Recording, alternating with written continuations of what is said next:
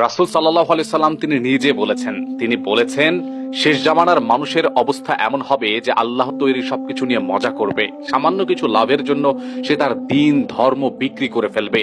পিকচারে দেখা যাচ্ছে এখন আমরা এআই এর মাধ্যমে জাহান্নাম নিয়ে মজা করছি। আমরা এআই কে বলছি যে আমাকে একটা জাহান্নাম বানিয়ে দাও, সেখানে আমার বন্ধুরা জাহান্নামে হাবুডুবু খাচ্ছে আর আমি বেঁচে আসছি, তামাশা করছে। কারা ছড়াচ্ছে এগুলো? ওই যে নাস্তিকেরা। কারা ছড়াচ্ছে এগুলো? ওই যে আপনার শত্রুরা।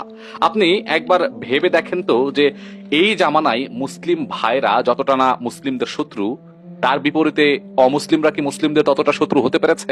হয়নি। তারপরও আজকে আমরা সেই মুসলিমদেরকেই আপন করতে চাই যারা ভিতরে ভিতরে মুনাফিকি করেন। আল্লাহ তাআলা বলছেন যে মুনাফিকের স্থান হবে জাহান্নামের সর্বনিম্ন স্তরে। তারপরও আমরা সেই মুনাফিকদেরকেই বন্ধু বানাতে চাই।